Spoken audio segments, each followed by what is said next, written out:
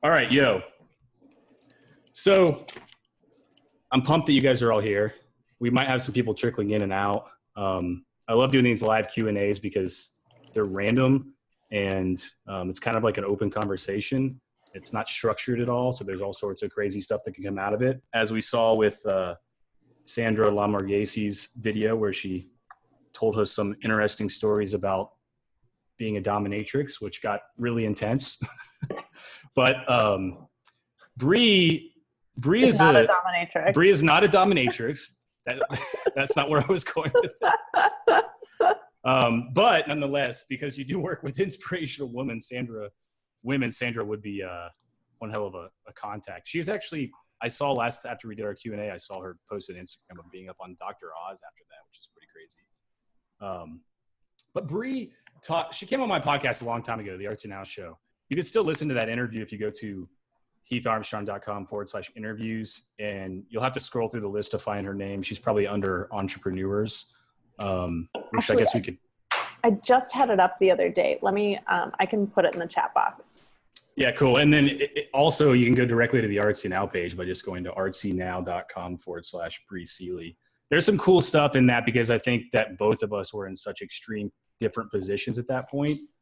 I was still working full time trying to figure out what I could do to create a life that I loved. And a lot of that included visualization and bringing visions to life. When Bri came along, she opened my mind to a lot of different, really cool.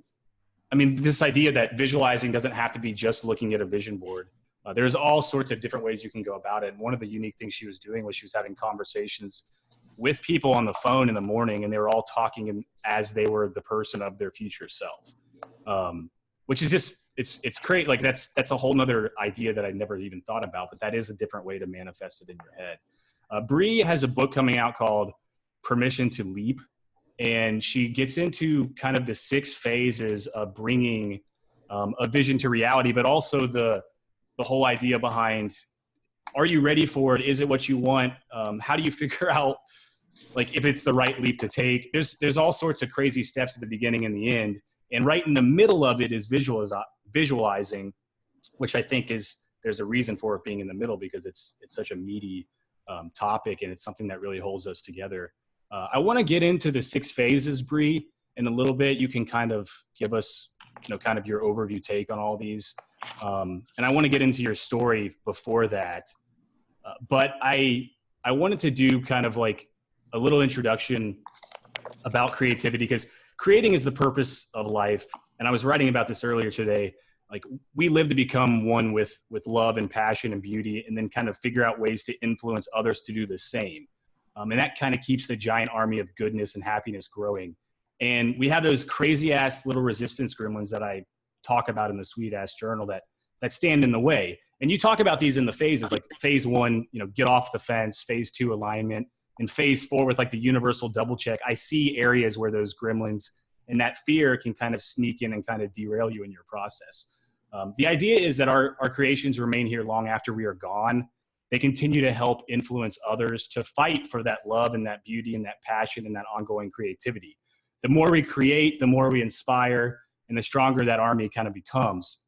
And when that army becomes really strong, it's much easier to keep those dark poopy pants forces of resistance suppressed. So creation is the process of visualizing and then manifesting the visions. And visualization, which is your 3rd phase, is a weapon that holds the process of leaping and bringing creations to life together. And like I said a second ago, that's why it's in the middle. It's insanely important. So if our vision is our intention, and that's what we want to take a leap towards, then we must take action and pay attention to our vision or our intentions. So like when we meditate, like we're visualizing, right? When we do affirmations, we're visualizing. When we set goals, we're visualizing. When we dream, like even as children, we were always visualizing. The more we visualize our intentions, the more we are paying attention to them. And when we are always paying attention to our intentions, we can automatically start to make decisions and take actions in every moment and with every choice in alignment with our visions. And that's how you bring visions to reality. Think about your visions constantly and take actions in every moment to go towards them. There's a lot more to it than that, though. And Bri has done an incredible job of covering the whole process from being inspired to having a certain vision, to overcoming doubt, figuring out if it's the right direction, and then using tools such as visualization to start taking that actual leap. So I do want to get into those 6 phases, Bri. But first, this is one particular question I had for you because I was interested in it. When we first talked, we were in completely different positions, right? You were So different. you had just released like your first Kickstarter, which really inspired me, by the way, for the Inspirational Woman Project, the first book that you did with it. You were meeting all these women. You were helping empower them. They were going out, adding creations to the world, doing amazing things. You taught me a lot, and I learned quite a bit about the visualizing side of it. Before that, though, before I talk to you, I'm curious as to what it was like when you first realized the power of doing anything that had to do with visualization, whether it be meditation or creating a vision board or doing these conversations. I know you had been doing it for quite some time at that point. You had worked in the fashion industry before that, and you decided to make a transition from that to the point you were at when we first talked to the point that you are at now. So I'm kind of curious as to what the process looked like when you first started, when you first figured that out in comparison to what it's like now. So it's funny because I have been doing visualization for a long time. Like my spiritual journey started in 2008, I believe. And like, that's when I really started doing my first vision boards and like all these things. And I never had a fucking clue what the power was behind it. Like, I don't even think I honestly realized the power. It was a year ago that I really, truly realized the power of it. So back, in 2008, I would put like a purse on my vision board, and my vision board would go behind my closet door.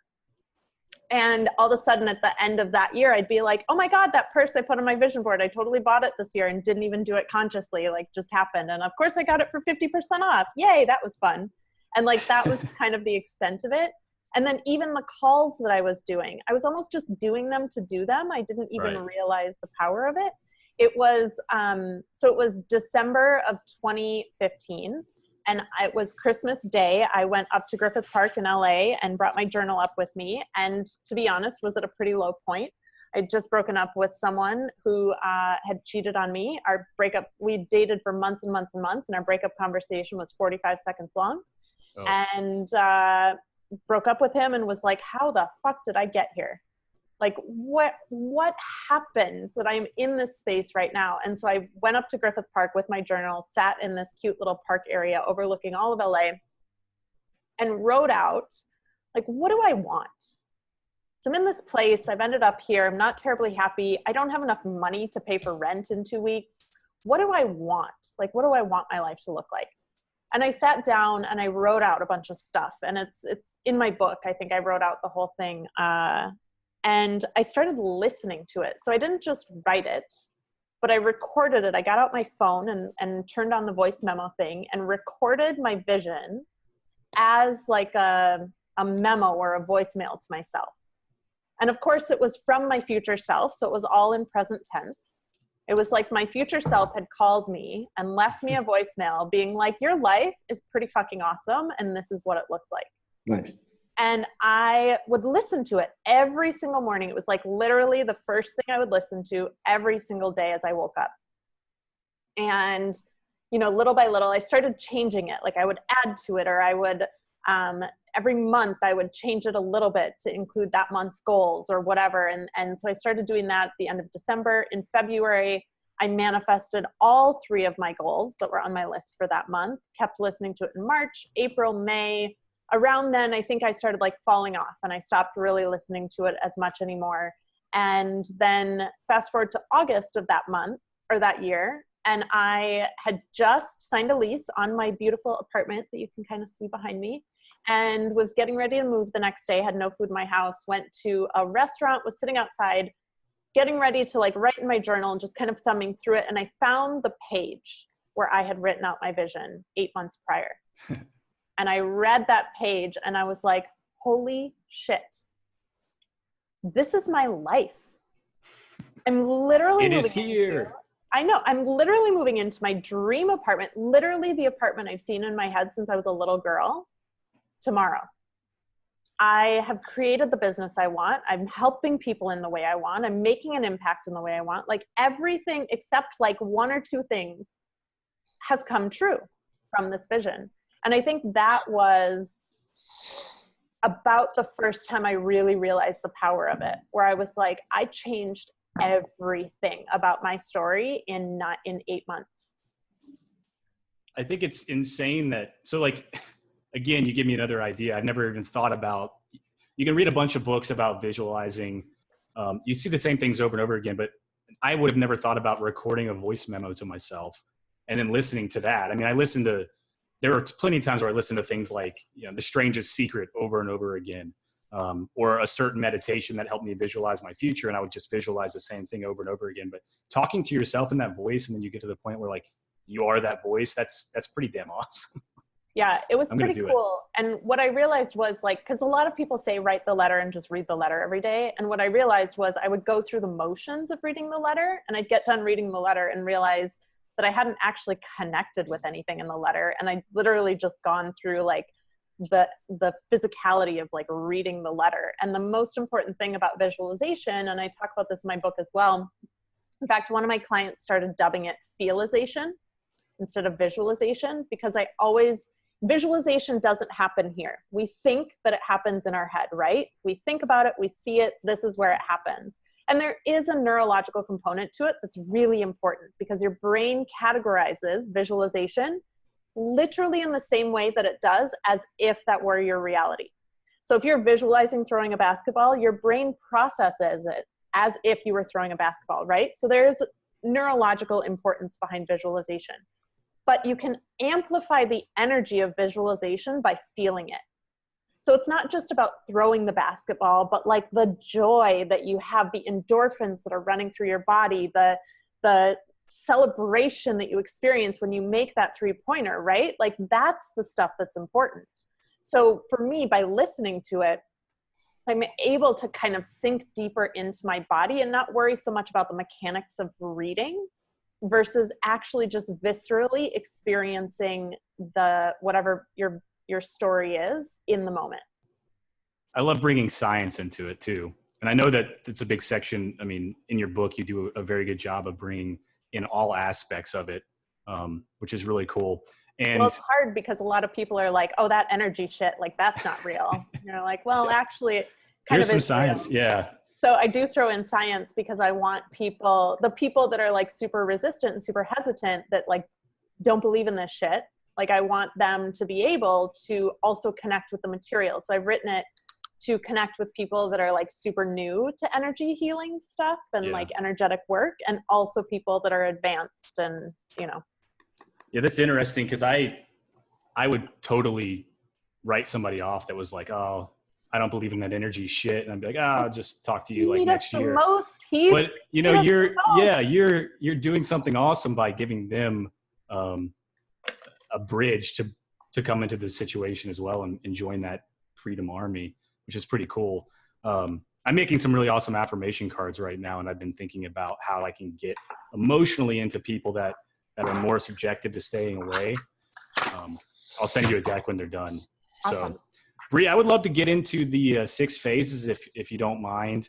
And then we can do it one of 2 ways. We can actually open up questions at the end of each phase, or we can just wait till the end and open up questions. What do you guys think as an audience? Let's do each phase. Okay. Yeah. Because it'd probably be more relatable than. All right, cool. Yeah. So do you want to get into getting off the fence?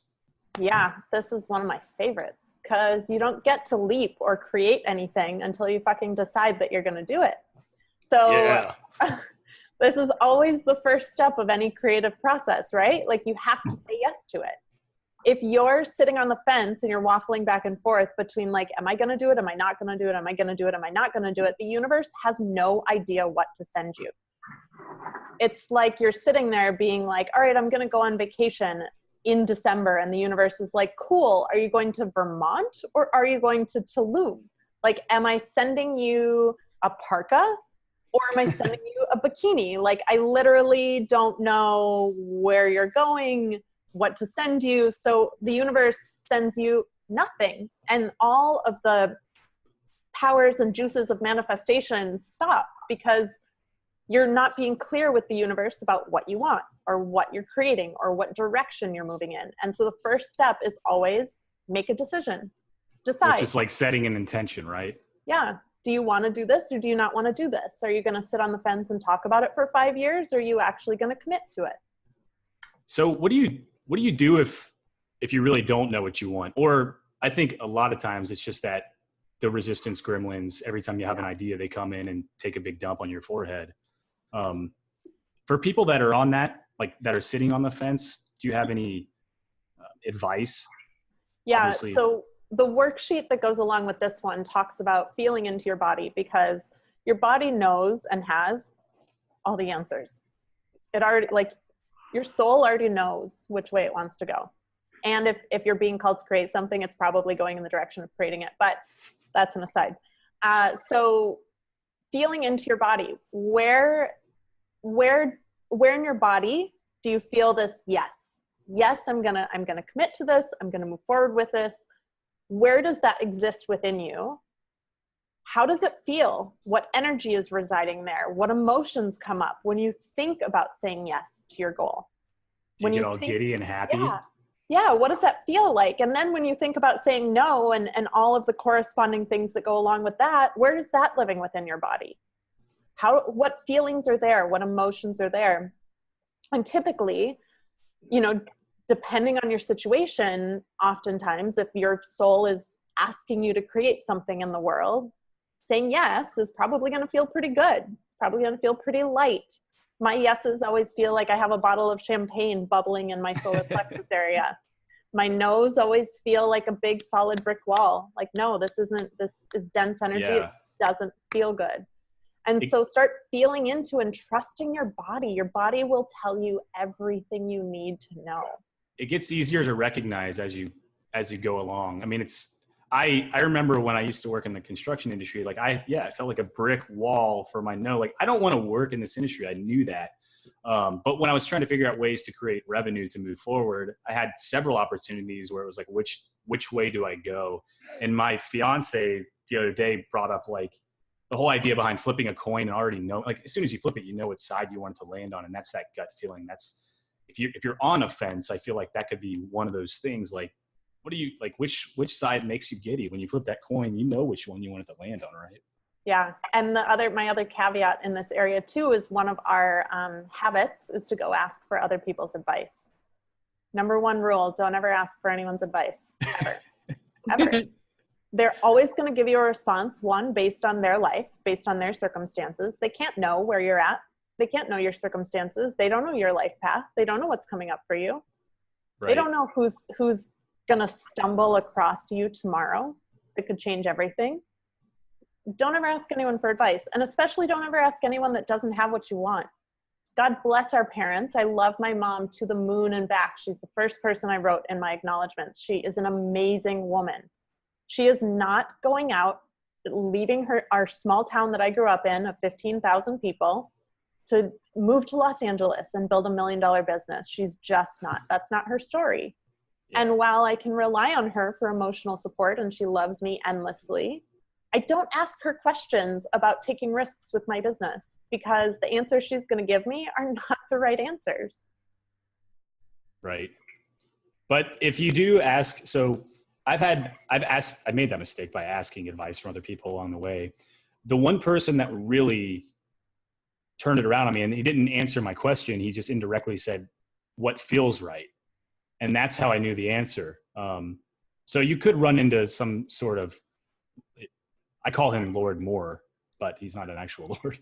You could run into somebody who has that energy field, who does actually prompt a question to you that makes you think about it. But if they're just giving you advice based on their situation, then obviously it's not a good thing at all. Yeah. And I have some great people in my life. I was just having a conversation with someone on Saturday and she was like, do you just want me to, support you around what you're going through right now? Or do you actually want me to talk to you about, like, do you want to have a dialogue about this? And so, you know who you can go to and know who you don't go to and know who's going to push you and encourage you and ask you the right questions and know who's going to be like, no, stay in fear. Don't do that. That's silly. Yeah. And so do you think as time has gone on, every single crossroad that you come to, obviously, they never stop. Like as soon as you become or manifest something, you start back over. You're on the fence again, right? Have you done anything? Do you do anything stronger now than in the beginning with that aspect of it that allows you to directly figure out, or maybe like a shortcut to figure out which way you want to go? I think the biggest tool that's really helped me now more than ever, and honestly, I'm there again right now, like literally as we speak, is surrender. And just, I don't know. I don't know what's going to happen tomorrow. I have no clue. I don't know what's going to happen next week. I don't even know if this book's going to be successful. Like I have no idea. And I just have to constantly let go. Right. And surrender and be in that faith and that trust. And that's really the biggest tool that I have. If you're being called to create something, that my perspective is we have a responsibility to say yes to that. If the universe is literally knocking on your door to bring something to light in this world, we have a responsibility to say yes to it. If you guys have read Big Magic at all, ideas actually are like living, breathing entities of their own. And, luckily, if you say no to the idea will go to someone else and someone else will bring it to life in the world. They need us to channel them. Exactly. Like ideas cannot come into physical form without us to bring them to life. Which is the importance of creating in the beginning. Creating is life. So I mean, this is how the book came to me. I figured someday I would write a book, but I've never cared about writing a book. Right. It was never a thing. It was never on my agenda, especially not for this year. And I committed to my new vision in January. And a week later, I got this really clear, you're writing a book this year and you're leaving Los Angeles for 2 weeks in June to go write it. And I was like, okay, like surrender. How can I say no to that? Right. And so everything unfolded as it did. I got the offer for the 2 weeks of free house sitting in Seattle. They pay for my airfare. I get a 4-story house. I get a car. I get 3 cats. I get a bathtub. 3 cats. It's great. And a fireplace. But that was like, it came to me. And because it came to me in the manner it did, I felt like I had an obligation to say yes. So I have been basically all year just doing the work to get out of my own way so that I could be a clear channel to allow this idea to move through me and come to pass so that it could live and breathe in the world. Does anybody else have experience with the ideas coming? Like I know when I started, sorry, I keep getting a call from like Amazon.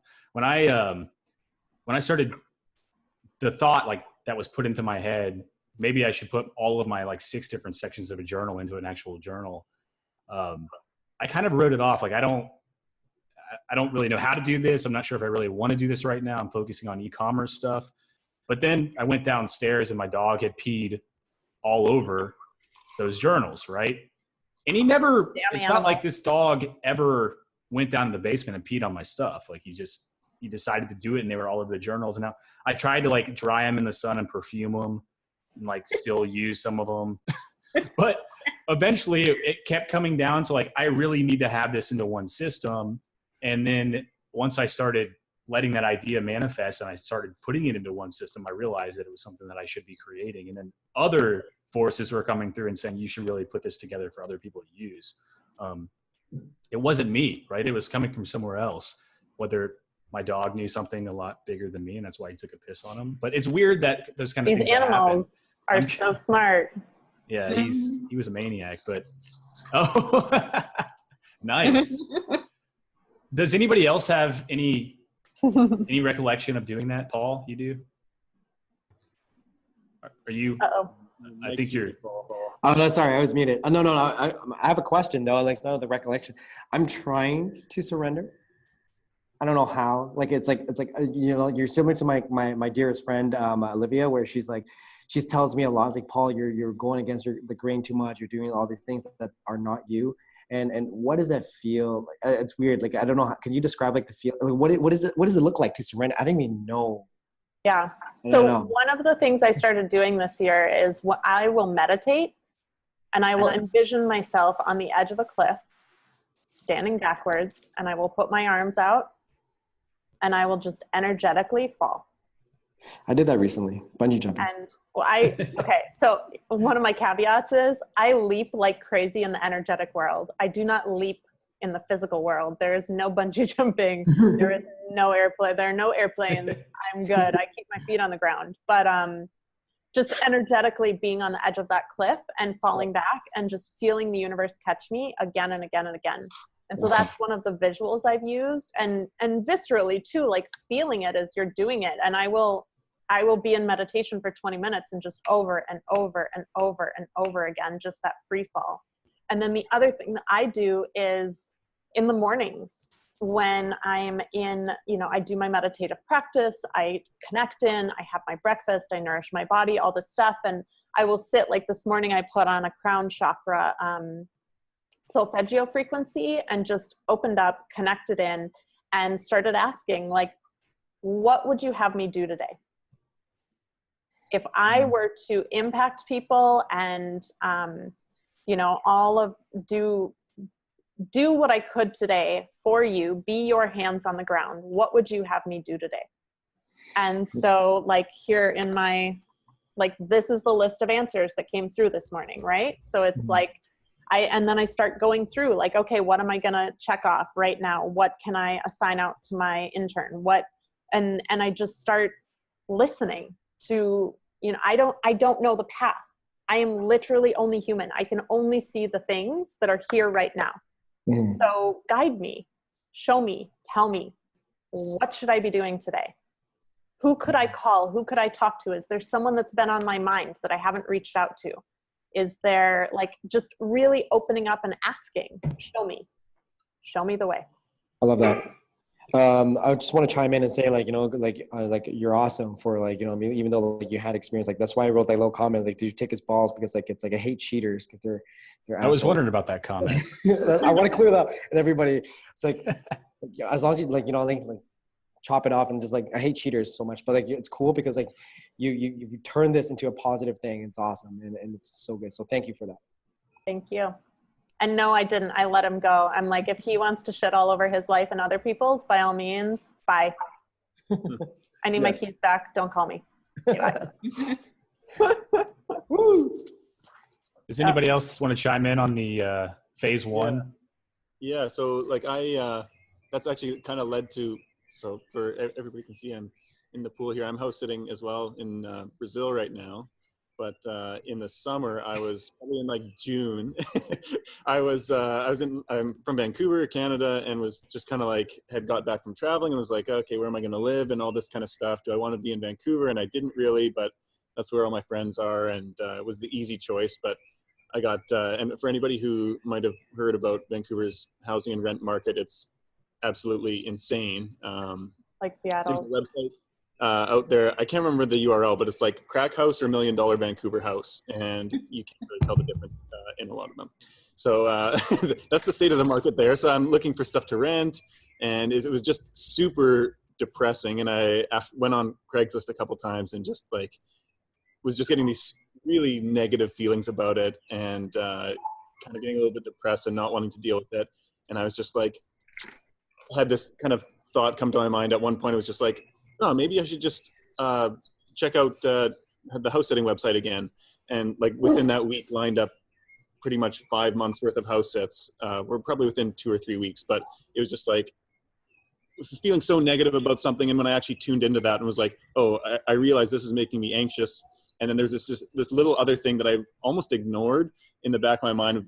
And I like went to the website and it was just like, oh, there's a lot of stuff that I am really into. So I was outside of Portland there for 3 weeks, hanging out with Heath and Lindsay, and now here down in Brazil, and then up back to Canada at Christmas, and so it's been really interesting that way, and it was very like obvious to me, and like I've done a lot of journaling, and I like the audio recording that you mentioned because I used to write down.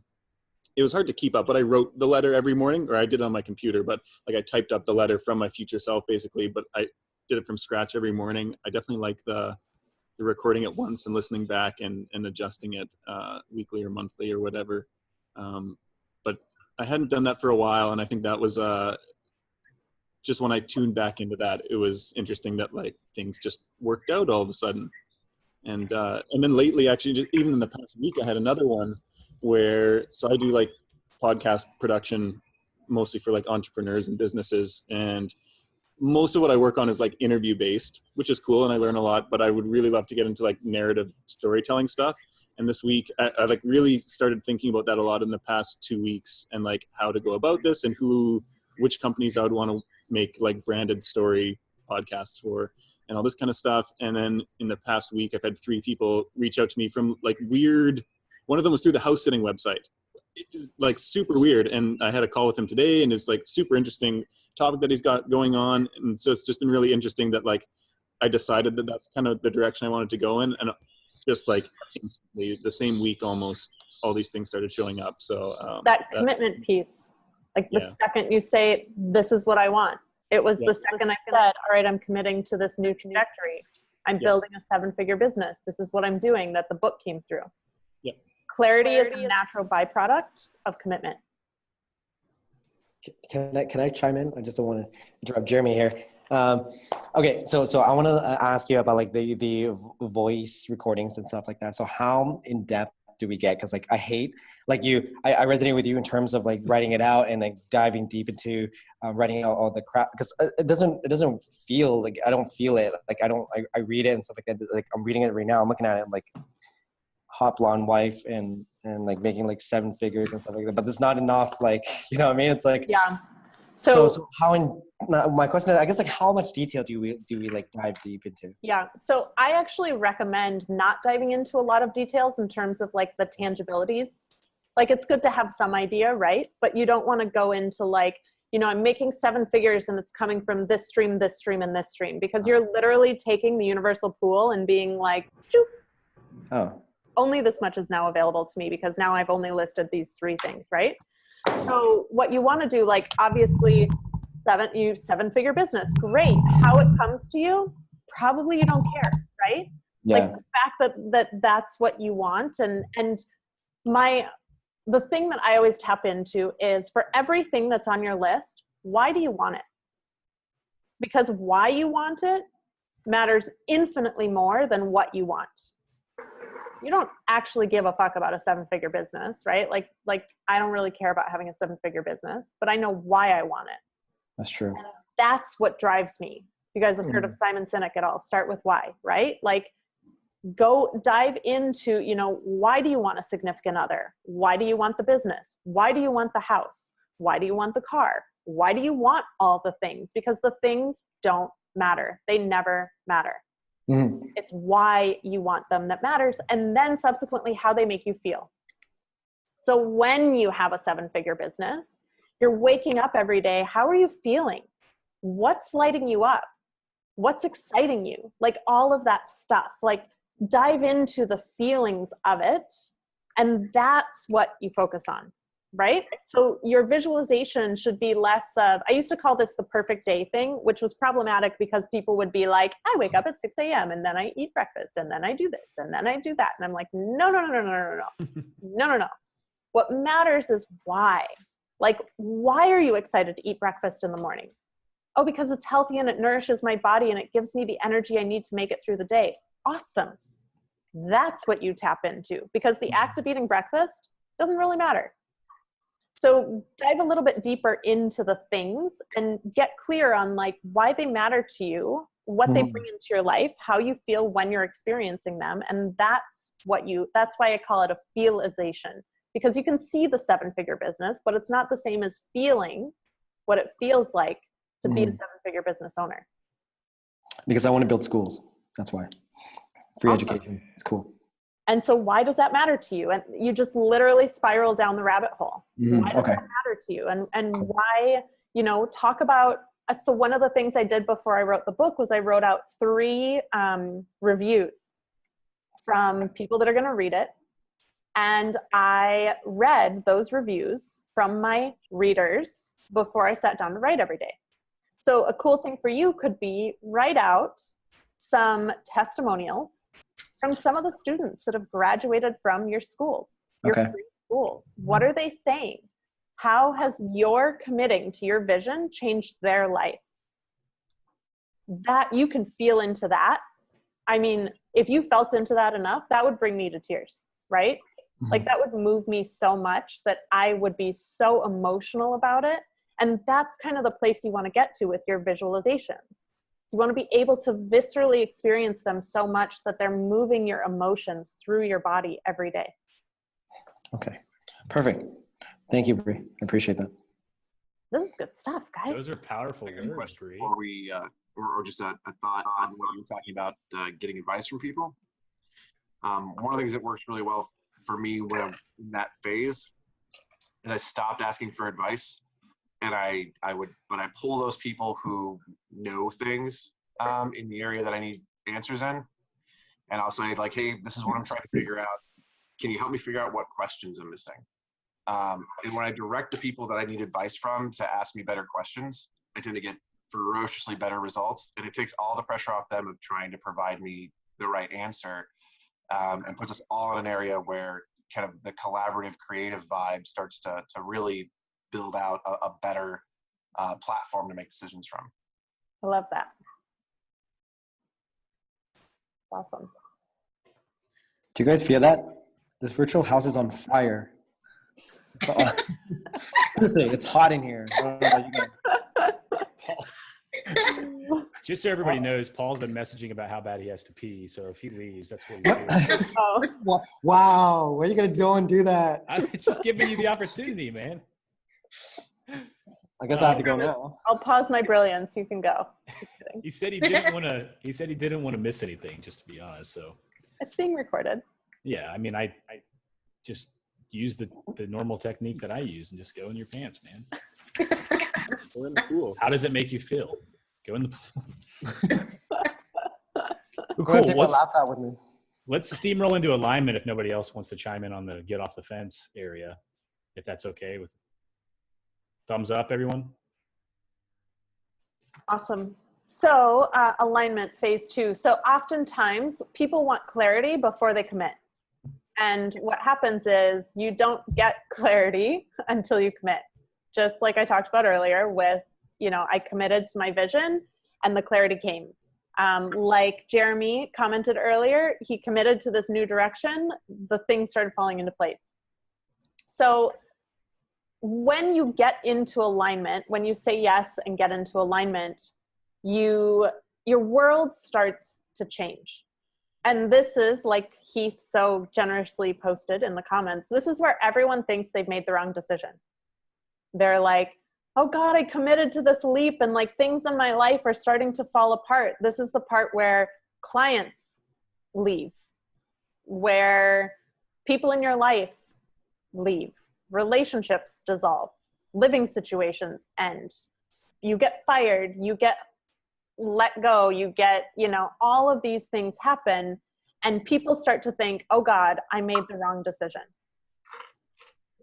What happens is, say, your original trajectory was you're going over here, right? And you have this path created and you're moving in this direction.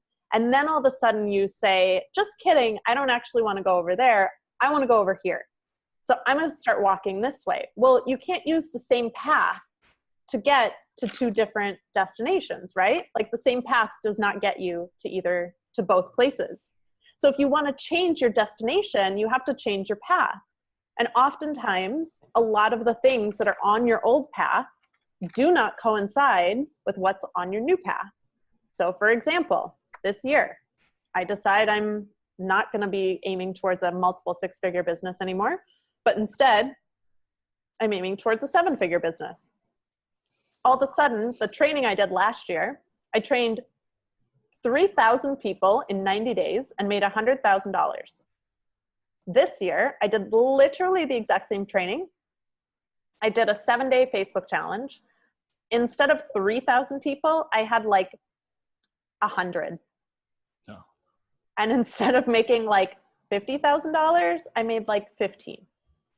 So I had made this new trajectory, and all of a sudden, everything that worked last year that was in alignment with my old trajectory last year stopped working because it wasn't aligned. The 10-week program I was running, not aligned with a 7-figure business. This year also, I had a second business with a business partner.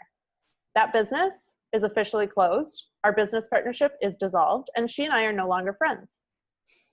The things that are in your life that are working before may or may not come with you on this journey.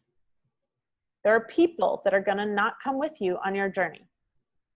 There are houses and cars and jobs and things and stuff that is not going to come with you on this journey. And so just because things are falling away does not mean you made the wrong decision. It means that those things were simply out of alignment and that they had to leave in order to make space for what is yet to come. How do you prevent, so when those things start to happen, how do you prevent yourself from just having like a, blackout rage, face down, pants down in the bushes fest? How do you understand that it's happening and then work through them without it breaking you down? It's hard, to be honest. I spent the first several months this year, like on my couch in tears. And I didn't even realize until like May that this is what was happening. I was right there with you. Oh, right. I fucking teach this shit. I know what's going on. Awesome.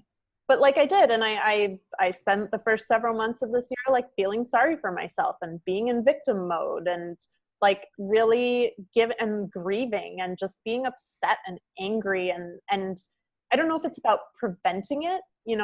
Honestly, I was then able to recognize what was going on and be like, oh, right, haha, I set a new goal. I get it. And then I allowed myself to do it. I allowed myself letting it run its course, days on end, to just like watch Netflix and cry and cuddle my cats and heal. Exactly, because you can't force the grieving process. You can't avoid the grieving process. You don't get to spiritually bypass and just not go through it, right? Like you have to experience it. You can experience it with a little more consciousness and a little more clarity. But yeah, there's no like bypassing it or, yeah. I think a big part of moving towards a life of sustainable happiness is letting yourself get into those positions and accepting it and just being one with it. Yeah. I mean, if you look at like the metamorphosis of a butterfly, right? Like we're over here complaining and I'm like, oh, my second business closed down. Butterflies get into the cocoon and they literally disintegrate. Like they turn into mush, right? Like their entire physical being just breaks down into like this goo, right? Before then rebuilding into this butterfly. And so it's a process. It's a phase. You have to let this stuff move through you. You have to experience the death of it in order for the birth of what's coming. But it's tough when you're there. It is. It is so tough. But it's real. I mean, people need to hear it because a lot of people look at success, quote unquote, successful people or entrepreneurs that are always talking about the success that they've had from a business standpoint. But it all is built off the back of a personal foundation, and that personal foundation requires suffering at some point. Yep. It's a balance of positive and negative vibes, and it just has to happen for you to be able to heal and grow, I believe. Which is honestly part of why I wrote this book. Our culture is obsessed with the rags to riches story. We talk about the highs, we talk about the lows. We don't talk about all the shit in between.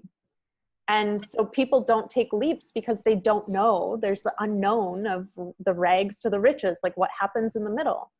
Well, I'm going to fucking tell you, this is everything that happens in the middle, and it's not pretty, and it's it's not always happy, and it's not always exciting, but it is necessary. And so that's exactly why I broke down. I had a bunch of people as I was writing this be like, I really hated the big leap. And I was like, oh, no one says that. Everyone loves the big leap. And I had a bunch of people be like, yeah, but I read it and was like, okay, but now what?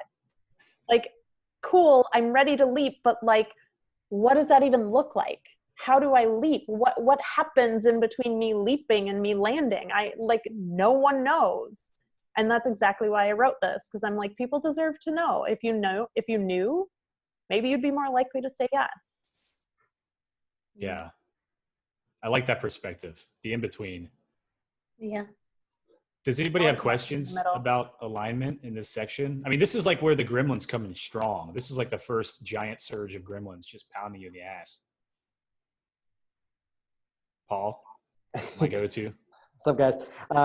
for the longest time, Bri, I've been like going against like the grain. It just feels like shit. I'm trying to like create like a location independent business and everything like that. I tried drop shipping store. It didn't go too well. Closed it. I realized that it almost has to look like what really what do I love to do, right? And I just found this out recently that I kind of wanted, like, I'm going into coaching because I enjoy having deep conversations with people, but I also enjoy seeing people come to like a conclusion, and I see it in their minds and everything, and you can see it in like in the physical body and everything.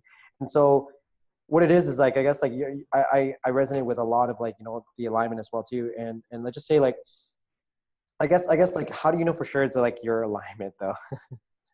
That's what I'm trying to. So, I mean, you can use, and the next phase is clarity, where we talk about the visualization stuff, but you can use, oftentimes your commitment will spin you into removing things that are not aligned, but you can also use your visualization. And then the other thing that I have as a resource is, one of my favorite things ever is this thing I call the future self meditation, where you literally sit down, because Albert Einstein said your past, your present, and your future are all simultaneously coexisting. Like they're all happening right now in the same moment, right? Mm. So we have experienced our past, we're currently experiencing our present, and we have yet to experience our future, but your future's already happened. So why not just ask your future self what you want to know? Like ask him the answers. That's trippy. Ask him for the answers. So I have a meditation where you like drop in and you sit across the table from your future self and you start to recognize, what does that person look like? How do they act? Do they have a different posture? Do they wear different clothes? What thoughts do they think? What beliefs do they have? How do they present themselves in the world? You know, you start to like get to know this person intimately, and then you can start to literally bring and pull energy from your future into your present. So you're not waiting for that 7-figure business owner to show up. You literally become that person in the present moment. How often would you do this kind of meditation? So I do it, I have a few clients that do it like every month or every 6 weeks, or I don't think you want to do it too terribly often. But it begins to be something that once you've built that bridge and once you have that level of communication, you can start tapping into that energy and running your questions through it on a more regular basis without even having to go into the full deep meditation and the whole process. Sweet. So that's one of the things that I really use, is to get some clarity, get some awareness, understand what's going on in the present moment, and start to become that future self. I actually had an experience about a year ago. There's a boutique underneath my apartment, and I was there. I'd seen the cutest jumper in the window, and I went in and I tried it on, and I'm zipping myself up, and I look up in the mirror and I was like, holy shit. That's my future self. And I had this moment where I was like, oh my God, she's here. Like this is, and I spent so much time with her, and I know her, and I know what she looks like and how she acts. And I was like, oh my God. And one of my clients actually is a fashion illustrator and did an illustration of me in that jumper that I have hanging in my new beginnings area of my home. If any of you are into Feng Shui. All right. So. Paul wears jumpers too. I do. Not. On the visualization side of that, I was curious, you talked about a meditation that you use. Is that one is it a particular meditation? Is it something that you created yourself? There's one that, do you know Kim Nickel, Bri? The name sounds She's in San familiar. Fran. She teaches meditation to mostly law firms, but she's pretty awesome. We have she created one of these specific meditations for visualizing your future self for me a long time ago. And anybody here that wants to listen to it, you can download it off my website. I don't know Lindsay, do you know what the link is to that? On top of that, this is going to be like middle of the road. So it's not something you could listen to it more often than like once a month. I used to listen to it every single day. It's about, I think, like 20 minutes. But if anybody wants to try one, it kind of walks you through going to meet with that person and what's going on around you in that future self. It's pretty cool. But yeah, I have one as well that I can gift you guys. It is unfortunately aimed at the ladies because that's who I work with. So I've had a few of my women's husbands, because I love the work that I do. It just automatically transfers to their significant others, and they start teaching them all the things. So they've had a few husbands have done it, and one of them has said that it's distracting because I use she as a pronoun, and I'm like, oh, really? Talk to me about how the dominant pronoun in your world is not yours. Lindsay, not Lindsay Kibler, that might be a good one to listen to for coaching and stuff that you do with the girls. Yeah, I can gift you guys that one. I'll put a link to it in, wait, I'm not a member of the group. Can I'll send it to you and you can post it in the group if you want. Yeah, I can add you to the group if you want, but we know how these like 600 Facebook groups pop up, and then you have like 6 billion notifications all the time. Yeah. Yeah, that'd be awesome. Thanks, Bri. Okay, let's get into this visualization thing because nobody else wants to talk about alignment. Well, I got one more question though. Okay. So yesterday, a friend of mine, like the reason why I think like coaching could be like the direction is because like there's been physical signs like all the time. And then what really started this even more, because yesterday my friend calls me up and says, Paul, I'm super confused about life. Like, whoa, all right, I'm gonna put on some clothes because it was at the gym. I'm gonna go. And we had a long conversation about like for like an hour and a half. Yeah, because I was changing out of my clothes. What are you at the gym naked? I was like, sometime. In Toronto, don't you? We have this new type of gym, guys. Everybody has to be nude. But yeah, like, and it really prompted me because like what I have been going through personally myself, and then I kind of just chatted him with a lot of what he's been dealing with and stuff, and so like it made him feel a lot better in terms of that. And it's only been like once. It was only an hour and a half session, but like it was just quite interesting because I don't know. I never thought of it like, hey, Paul Lam can be a coach, but I guess could be. Yeah, and one thing I very much advocate for, like you said earlier, like what feels good and follow the breadcrumbs. So if the universe is tapping you on the shoulder, and same with Jeremy with the new podcast direction, like follow it and see. People always ask me like, oh, what if I choose the wrong direction? I don't think there is a wrong direction. You may be a coach for a period of time, and it may work for you for a period of time, and then it may not again, but it might lead you into something else. The whole last chapter of the book, I talk about this idea of like success versus failure. I don't believe they're separate. I believe they're very much overlapping. So what if you were meant to be a coach for the next, say, I don't know, 5 years, and then you're not? But you have to do that in order to get on to whatever's next, right? So just if it's feeling good right now, if it's exciting you, say yes to it. Follow the breadcrumbs. See where it leads you. It may not lead you to coaching. It may lead you to something else. We don't know.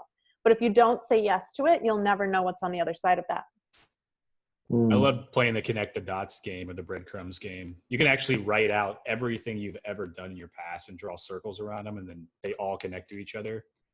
And then you can highlight the ones that you still use like skill sets from and how they're going to help you move towards your future self as well. It's a cool exercise. Just realized the other day. So I was a vocational rehabilitation counselor for 8 years. I did workers' comp claims with the state of Washington, and I fucking hated it. I knew from the day I said yes that I didn't want to do it. And I said yes to it anyways. And it paid me very well. I bought a house at 26. It was lovely. And I hated it. And I just realized, and I don't know why it took me this long, but like 2 months ago, I realized, oh my God, I have 8 years worth of counseling experience. And now I'm a coach. Like, yeah, who would have known? That's crazy. Who knew? But yeah. All right. Next. Visualization. Realization, we already talked about a lot of this, but this is what I really use. So Realization.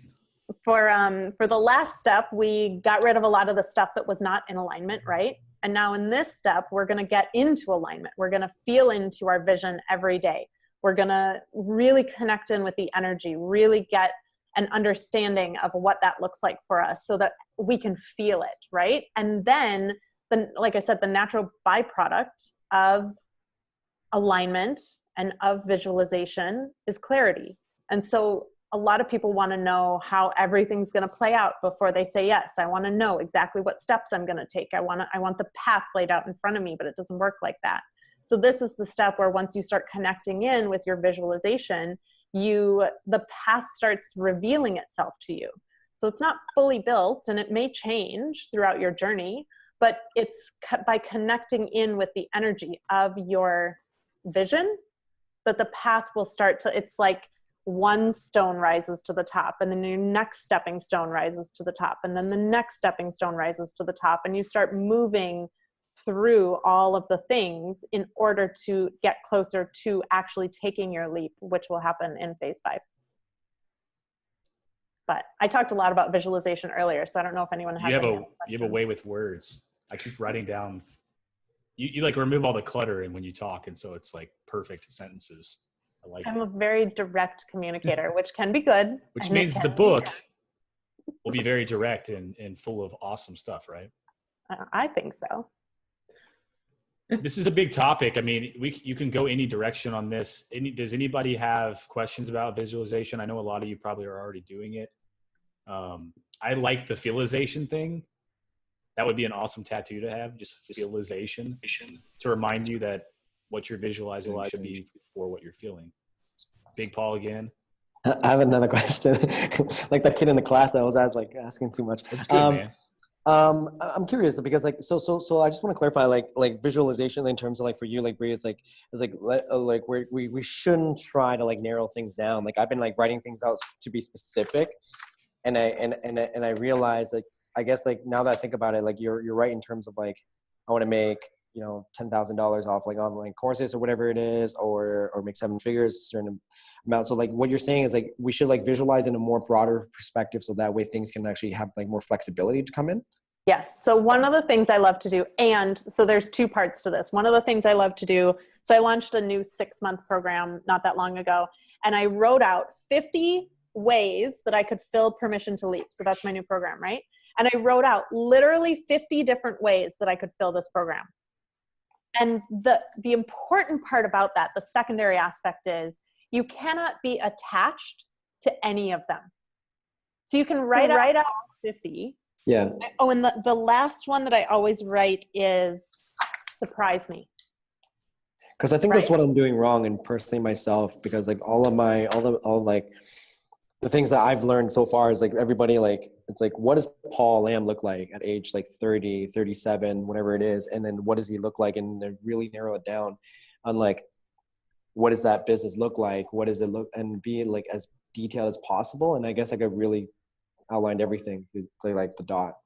Yeah. And it's okay to have that. But like I said, if you're only allowing it to come to you in that one way, you are significantly limiting what's available to you from the universe.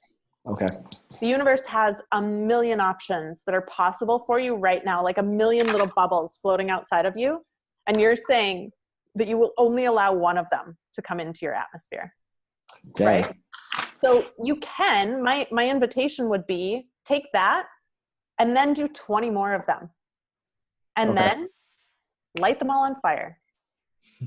Like literally, you cannot be attached to any of it, because what if the universe, like you are seeing this one way or these 20 ways or whatever, what if the universe has something that you can't even see it, you can't even conceptualize? And so one of the things I always love is I whatever I say, and at the end it's like this or something better yet, because I can't see everything. I don't have the opportunity. I don't have the perspective. I'm only human.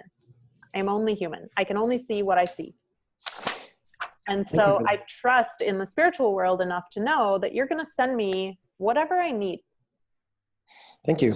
I appreciate that. That's awesome. Yeah, this helps a lot. Oh yeah. Very cool. Yeah. So like I mentioned before, now the dogs are barking here, but I travel a lot, and I'm very visually oriented. I love vision boards and stuff like that, but it's just not practical to take around the world. Do you have any, like I do writing and I like the audio one and journaling and all this kind of stuff. Do you have any visual, like for when you're on the move, like reminders or cues for your vision kind of thing, and a vision board equivalent or? Yeah, there's a few different things. I know some people that make it as their like desktop. So you could put together a vision board and put it as your desktop. You could put it as the background on your phone. Could do a business card size. You could do business card size. I know some people that like on the inside flap of their, like you open up your journal and the very first thing, they put like a vision board in there. You could, I mean, that's kind of, I feel like what Pinterest was created for. I've never been a big Pinterester, but you know, it's basically a digital bulletin board, you know? Yeah. Yeah, I feel like those are kind of the most, in fact, I deal a lot with powerful statements and affirmations and things like that. And so I turned a photo of myself along with an affirmation as the back of my computer desktop. Oh, okay. And so I'm always keeping, I used to put it also on my phone, although now I just have an iHeart LA image from downtown on my phone. But there's all sorts of ways. I will also periodically set alarms or set reminders for me to check in with my vision or look at my vision board or say a statement, say an affirmation, tap into my future self, all that stuff. I'm constantly have little notifications and things. I know one other thing Heath and I have talked a lot about is the morning routine and checking in with all those things. And so, yeah. The more your awareness builds, the easier it gets. I mean, there's so many weird things that I do too. Like if I'm, for instance, if I see a yellow car, I automatically start thinking about my visions. Like, what are they? It's just a reminder. You can train yourself to see specific things. If I see triple digits, whether it be 3 2s on a license plate or 1111 or something triple Ks or anything like that. If I see triples, I immediately bring my awareness to what my visions are and start thinking about it. So funny. You just gave me the best idea. Oh yeah? So I live in downtown, right? You guys all just heard what happened. Yeah. I need to train myself every time I hear a siren. I to did start that. connecting with my vision. That is a good. Because I hear them a lot. I did that when I was in Europe last year because there's churches everywhere, and so on the hour the church bells are always going, and I was always like training myself to do like a gratitude moment, and so it was like an hourly thing, and it isn't as easy outside of Europe, but it's funny that still like it doesn't happen. You don't hear them as often elsewhere in the world, but when I do hear them, I still think like, oh yeah, it's like time to take a breath and like be grateful for something. It's kind of a mental habit thing, right? Like I've read people that they do it every time they drink a glass of water or they do it every time they go to the restroom. We also have we wear these can't change it bracelets because if something terrible starts to derail, I can look at it as a reminder like, oh, everything's fine. Everything's going to be incredible. Yeah. I talk about habit building in the book as well, because that's in phase 6. Habit building is hard. It's one of those things that as humans, we are so stuck in what we know and what we're comfortable in and where we're at right now. Also, it's 111. Make a wish. Oh, mom speaks. So yeah, habit building. It's such, people don't understand what a conscious effort it is to habit build, and how much, it's my obsession. My watch dings for me to breathe. And that's another one of my things where 10 times a day, it I like that. Takes a long time to build a habit. And most people say 21 days. I put a study in my book. There's something, the simpler the habit, if your habit is just learning to drink water and that's your habit that you're building, you can probably do it in 21 days. If it's anything that involves you changing your neural pathways on a really significant level about something that's emotional, it's going to take probably, I think it said 3 to 6 months or longer, depending on what it is. Yeah. I usually do 100 days for anything minimum. It takes me that long. Even 20, I've done the shorter ones and it just doesn't stick as much. If it is brushing your teeth or something, maybe, but.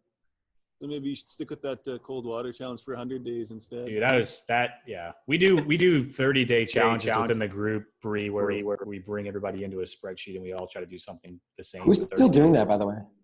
Well, the cold water challenge is over, man. Except I'm still doing it. Here, so you guys are still doing it? Yeah, I'm still doing it. Damn. But you didn't log, so you cheat. Oh Disqualified. my god! I was gonna That means Jeremy won. So let's go into the universal double check since we've been on here for about an hour. I don't want to. All right. So the universal double check. There is always a moment. So basically, up until this point, your escape hatch is still open. You can still get out.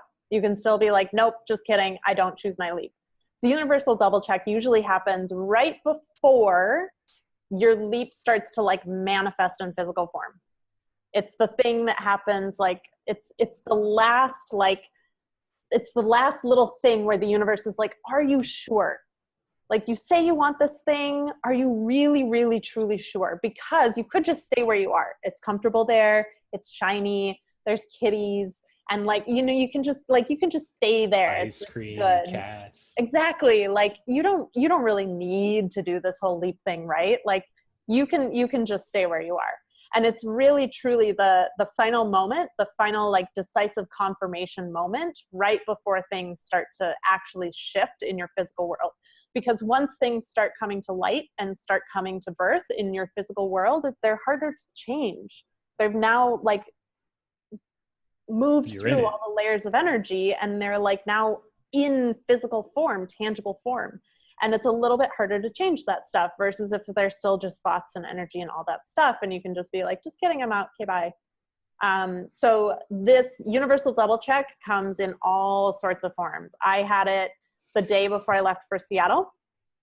I thought the beautiful orange tabby that was on my lap earlier was convinced that she was dying, and was, like, freaking out about leaving her with the cat sitter. I have had 2 car accidents, which have been great universal double checks. I have had, dude, I just lost it. Oh, before I moved to LA, my mom came to visit me in Olympia and was like, you know, you're my baby, like, my little girl. I really don't think that you should move to LA. And I was like, oh my God, if my mom is telling me, like, my mom and I are super tight. I trust her innately. Like, this must be a sign. This must be a sign that the universe is giving me to not move to LA. I better start coming up with a different plan, because clearly I should not be moving to LA. But it's just the gremlins trying to get you to not move to LA. Exactly. And, you know, your fears will come up. I was on the couch crying for 5 hours one morning. And I finally had to stop crying that day, the day before I left for Seattle. Finally had to stop crying because my intern came, and she accidentally text messaged me instead of a friend of hers, and was talking about how bad she felt for me. And I was like, okay, so time to man up, need to get over my shit, got to stop crying in front of my interns. All right, we're doing this. I'm leaving tomorrow. I'm going to go write a fucking book. Like, this is happening. So it'll present itself to you in all sorts of different ways, but it is really, you know, an opportunity. Your fears are going to come up. Everything is going to scream you back into your comfort zone, and you just have to make a decision. Like, am I really truly moving forward with this, or am I not? Is interesting, when I was getting rid of all my things and minimizing when I had my house in Kentucky, this isn't one of the universal double checks on that serious of a note, but it was just kind of funny because I was also going through this process of giving gifts every single day, which is part of the journal as well. And one day I gave away all of my alcohol. I was like, okay, I'm done with this. Like, this is going to be a big step forward in the rest of this process. So I gave it all away. And that exact same day, my fiance's mom, like, sends me a text message saying she's going to drop a keg off at my house that she had extra from a catering event. I was like, no, like, this is not, these are gremlins, you know, like, they wanted this to come. So I got through that, though. I declined and kept moving forward. But it's kind of interesting the way that things get thrown at you, whether it be drastic, catastrophic events, which I had a lot of at the beginning of this year, and getting through them. But one question I have for this section, Bri, is what if you get to the universal double check point and you start to realize that maybe you are on the wrong path? How do you know? Like, what if you should turn around and go back to stage 1 and taking a different leap? I mean, again, it's just like that feeling into your body and, like, really knowing, are these just fears that are coming up? Yeah. Or is this actually something that's showing me that it is a sign and that I shouldn't be doing it? So if what you're working towards is still making you, like, if you're still doing it for that feeling of what it should be, then you should keep going forward. Yeah, what I luckily did, and this is one of my other kind of, like, visualization things, is I love to play adult dress up. And I'll explain that in a minute. What happened was my mom had come and she had said, you know, I don't think you should move to LA. And I was like, oh, okay, maybe I'm staying here. Bye. Like, all the turmoil stuff. And I had, luckily, my future self was very smart and had booked me flight to LA the week after. My sister was singing here and I flew down to see her sing, got a rental car, was staying at a little place in Silver Lake, got into Silver Lake, found the most amazing grilled cheese restaurant, like, literally in the entire world. everything came together on that trip. I found people who wanted to share an office space with me. I found a roommate. I figured out which neighborhood I wanted to live in. Every single thing came together for me because I immersed myself in the energy of my dream instead of my fear. And so the idea of playing adult dress up can go in so many different ways. Like if you see yourself being a remote CEO, start going every day or as much as you can to like a different hotel and working by the pool, depending on where you live. In LA, that's very feasible. Toronto, maybe not so much. But at least not in the winter. You could go now, right? Start putting yourself in in imaginary situations where your dream could literally be happening in that moment, right? Like when I was in LA, I could have been living in LA. The only thing differentiating me, living there and me thinking that I was just visiting, was what the story I was telling in my mind. So when you are doing this adult dress up, you can't go to pretend like you're a remote CEO and go work at a hotel and then be like, but I'm just here for the day. That defeats the whole thing. You might as well not do it.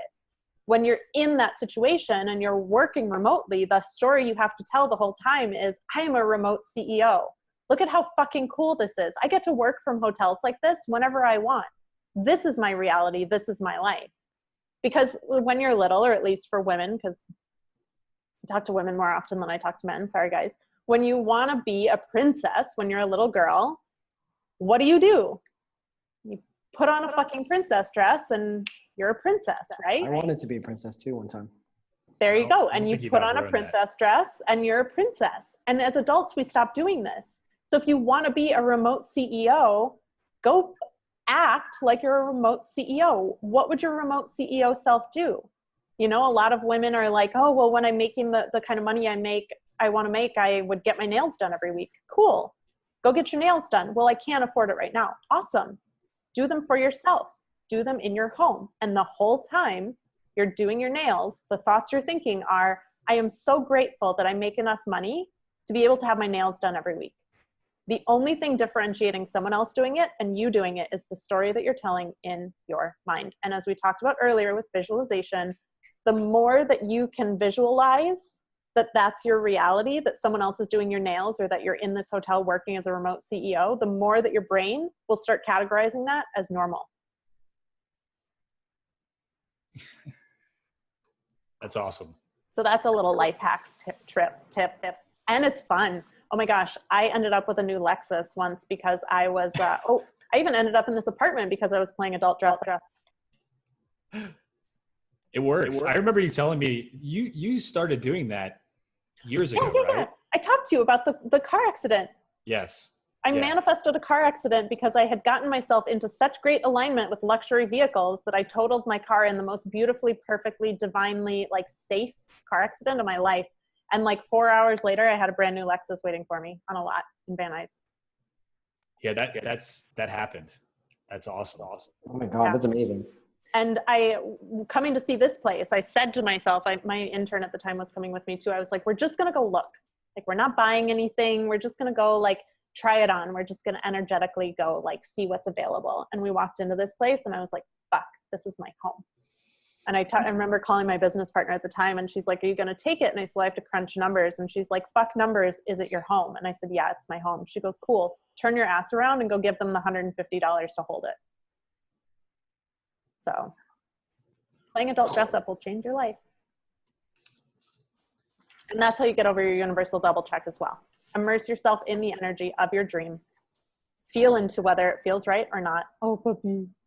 And move forward from there. If it feels right, do you trust that it's possible for you? If it doesn't feel right, go back to the drawing board. Does anybody... I really like that because that almost gives me the idea of because I've always wanted to live in a condo with a rocking view and stuff like that, and then use it as an Airbnb kind of deal. So I think I'm just gonna go and do that myself and rent an Airbnb for maybe a week. Is it a week? You think a week is sufficient? Whatever works. I mean, one of my clients right now lives north of Toronto and she wants to live in Santa Monica. She wants to live in Santa Monica. Oh, good choice. She wants to have her desk overlooking the ocean. And I'm like, you have to find a way to connect in with that energy every day. And she's like, but I don't live near an ocean. I'm like, you live on a fucking lake. Water is water is water. The only thing differentiating that lake from the ocean is the story you're telling about it. She lives in North Toronto? North Toronto, you said? It's a lake north of Toronto. I think she's like an hour and a half north of Toronto. But she ended up taking her desk and setting up her desk so that it faces the lake. And now she gets to work overlooking water every single day. And she's coming to house sit for me and take care of the kiddies in December for 2 weeks to try out LA and try out Santa Monica and get in the energy here and feel into it. I need this in my life. Manifesting. So taking the leap, Bri, how do you go from making that commitment in phase 4 to actually taking the leap? Yeah, you'll know there's always a moment where it's like you can't not take action anymore. Like and it's always different for everyone, but you'll know there's like this come to Jesus moment, this tipping point where you just have to go. Okay.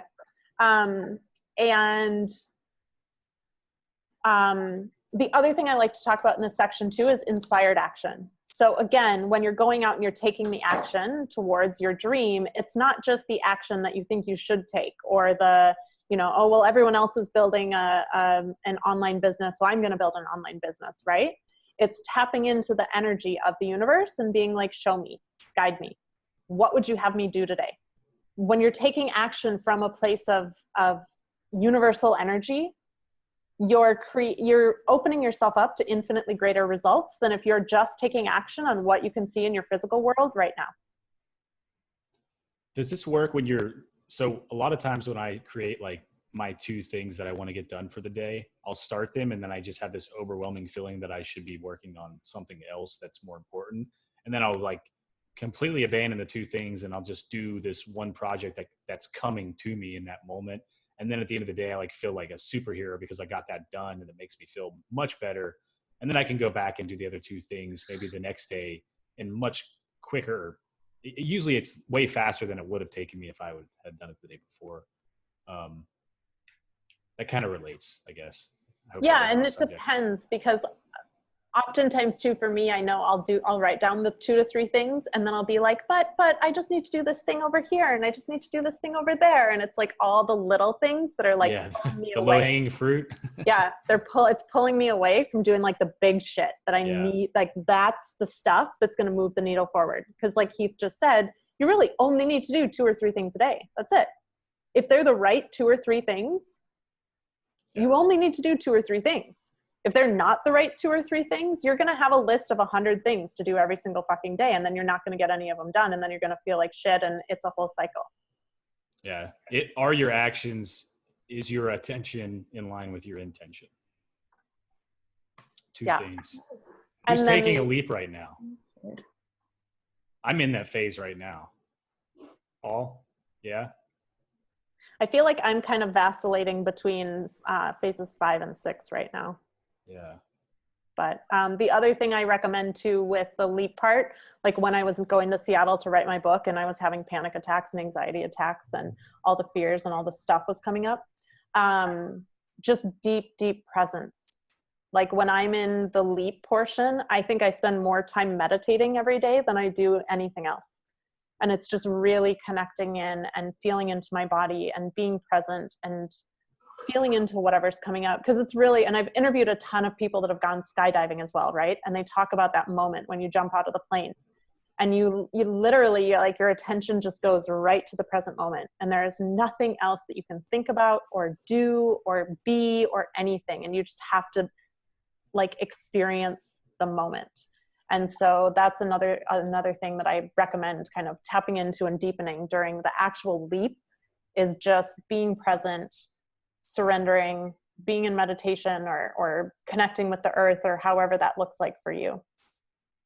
Yeah, obviously meditation is a big part of phase 3, but I feel like in my journey, phase 5 and phase 2 would be like the heaviest times of meditation for me.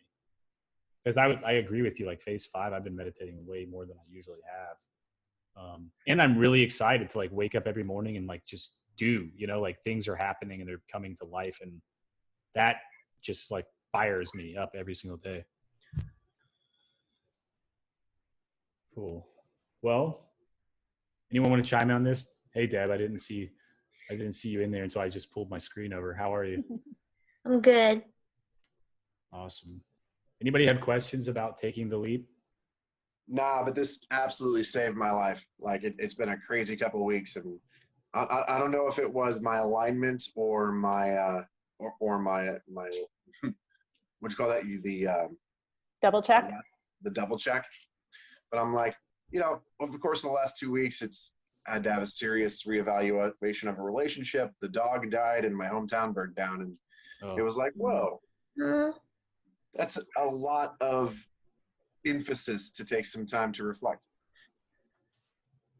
And this was exactly what I needed. So thank you. You're welcome. Same here. Like lately, I've been like operating in a place of like urgency. A lot of things are coming up against me, and then my back is literally against the wall now. So it's been like, yeah, this has been really helpful, Bri. And like, so I'm gonna keep going because I will refuse to go back to a corporate world. I'm gonna get a tattoo on my face if I have to, just because they won't hire. I don't hire you because they won't hire me. I don't care. That's the best entrepreneur strategy I think I've ever heard in my life. That is legendary. I do not care. So not only are you unemployable, but you also have tattoos on your face. So thanks, but no thanks. It's the next 30-day group challenge. Face tattoo for everyone. That's a commitment. That is a commitment. Location independent, non-corporate world. I'm interested in phase 6, Bri, for creating the feedback loop. I think this is, when I look through this and read through your book, like, it's awesome how you rounded it out, because I think I would have probably put in something about just sustaining the leap. So I like this whole creating the feedback. Well, it kind of is. Yeah. Right? Yeah, it is. But you do it in a much more magical way than what I would have been able to explain with words. Oh, thanks. So the feedback loop is kind of designed to keep you in alignment with your vision. So like, I did not implement this when I had a fashion brand, and all of a sudden I looked up and I was like, wow, I was traveling to this specific destination over here, and through all these detours and roadmaps and speed bumps, like I ended up way the fuck like off. Hold on, sorry. Gremlins. Someone buzzing, my intern buzzing in. And so, the thing about life is that you're always going to get derailed, no matter what. The gremlins, the things, the situations, the experiences, the people, the stuff, like, you are always going to get derailed. That is inevitable, right?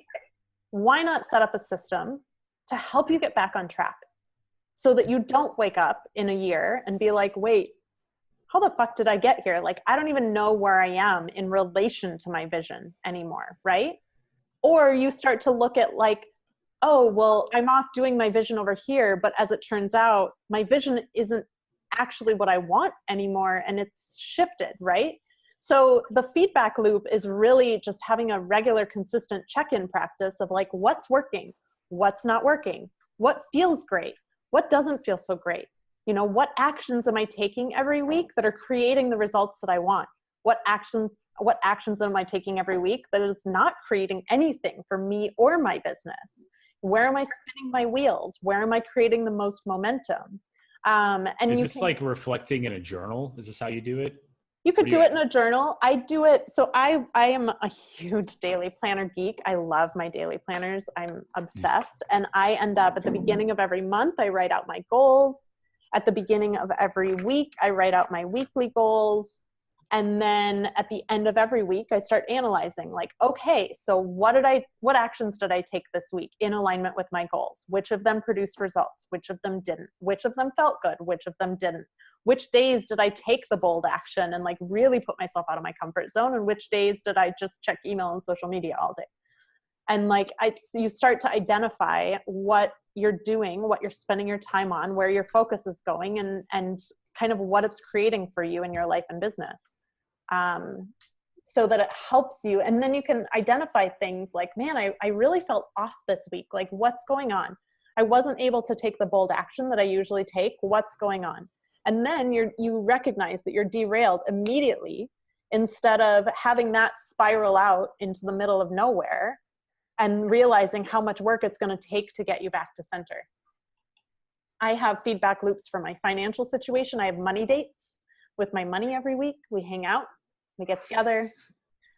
No more wine. We have tea now. I don't drink anymore. We have tea now. It's great. So Money and I have weekly money dates. I do weekly check-ins with my goals, with my vision. I do check-ins with, what else? The kitties, but that's more of like a daily check-in. They're like, all they need is love. Do you have technique? I don't know. Did you say you had a worksheet with each one of these sections? And does that worksheet actually include some of these prompts that you put yourself through? Yeah. I'll send you the whole, well, actually, so I was going to gift everyone, if everyone wants, I can give you all a free Kindle version of the book, if you guys want it. And then I can, from there, you'll get access to all the worksheets and meditations and everything. So here, I'll type that's awfully nice of you. Bri is also doing a pre-order for her. This is a public pre-order, right? Yeah. She's doing a pre-order for her actual physical book that she's signing.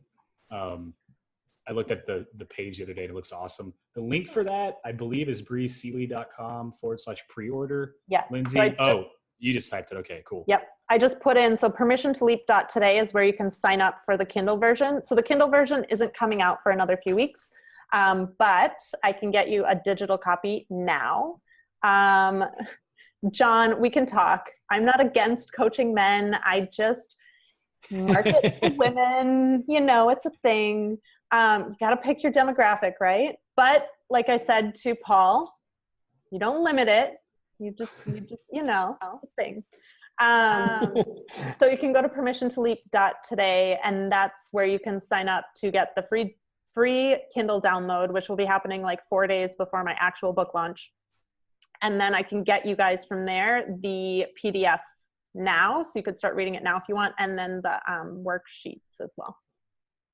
Yeah, I love the bonus material that's included. Thanks. The actionable advice that can be worked upon. Well, that's another thing about this book is I'm like, I don't really give a fuck about writing a book. Like, I really don't care about being an author. But I like, if I'm going to write a book, I want people to do something. Yeah, you're walking them through like the actual action. Yeah. That's the best part. I don't want it to be a book you read that you just like throw back on your shelf. I want people to send me copies of this book in 10 years that are like so written in and dog-eared and like stained and used and loved. And like that's why I'm writing this book. It's not to like the why author, because I don't care. The why. But I mean, don't get me wrong, being an author is pretty cool. I've been using #authorlife for everything lately. Are there any other links? What's your social media that people can follow you to as well? I'm Bri Seeley on everything. If you just look up my name, everything will come up. I think there was one other Bri Seeley. She was a high school student in South Carolina when I learned about her, but I'm pretty sure she got married recently because I got a Google alert about it. I have to compete with this Heather Armstrong, who's like pretty famous. It's so hard. Yep. She was on like Oprah. There's a Paul Lam that's a Tai Chi master. Like, how do I beat for like 30 years of Tai Chi? How do I beat that? Just become I would say don't beat it, join it. Become it. I thought about it. I thought about bringing him onto my podcast and like, hey, let's have a chat. Let's see who the real Paul Lam is. Paul Lam squared. Yeah. That would be amazing.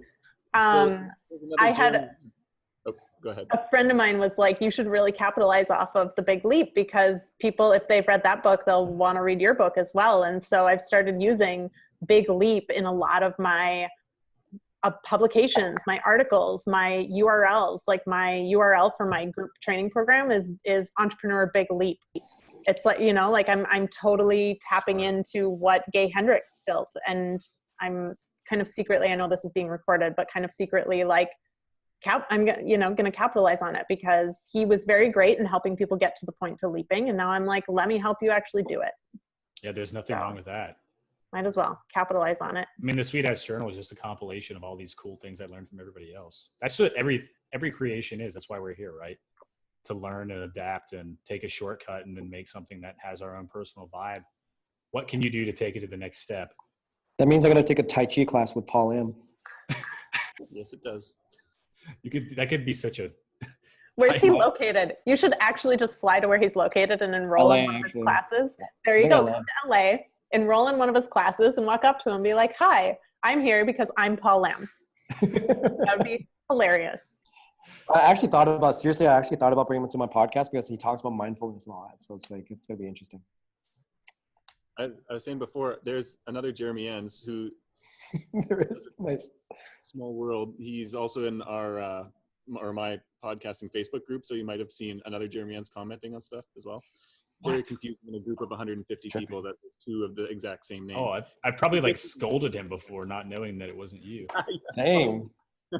I should actually copy a profile picture. I should steal a picture of him. And but anyways, it's even weirder because I used to have dreads, and he also had dreads. Like, what are the odds that two people have the same name and not even a common name, and both had dreads? And then, so I emailed him last summer, and we got into all these other similarities, and it was super weird. And then I've been on he has a podcast, which is strange as well. There's one of the similarities, but I've been on twice now, and we told the story kind of. And actually, I met up with him in Vancouver last month, he's from Toronto area. So cool. So you should do it too, Paul. Well, Bri, thank you so much for taking the time.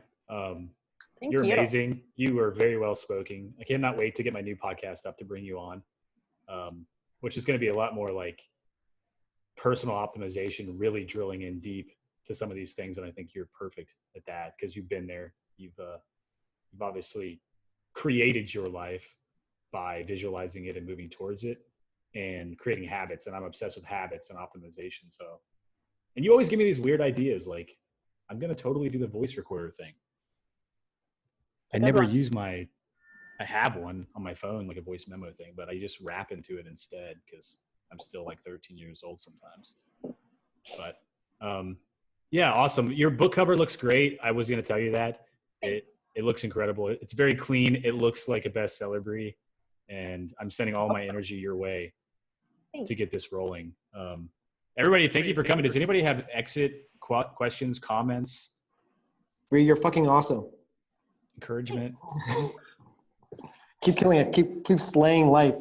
Thank you. I have been in a rough patch, guys, to be really honest. Like, the blog I have coming out next week is like, I have been struggling the last month or so. And getting back into the vibe of things, doing stuff like this, like reconnecting with people, like this is my zone of genius. So thank you for giving me the space to not feel like shit for 2 hours and be on, because this is what I love doing. You guys feel that? It's like hot. Like, really. Here you go again. I'm like, it's seriously fucking hot. Oh. Alf says thank you in the chat. John said righteous. Deb said yay, thank you. I sent you guys a thank you from Leslie. Yeah, so awesome. This will be replayable in the Smashers group. This will probably be the first video I share publicly as well, for people that are not in the group. If anybody has a problem with that, let me know. If there's something that you talked about that you don't want to share publicly, just let me know. We can like mute it out or put like some Tupac rapping over it or something. But yeah, Bri, thank you so much. Thank Paul you. again said thank you. Thanks everybody for coming, and we'll be in touch. And I'm definitely going to come down to LA and find you. When you go to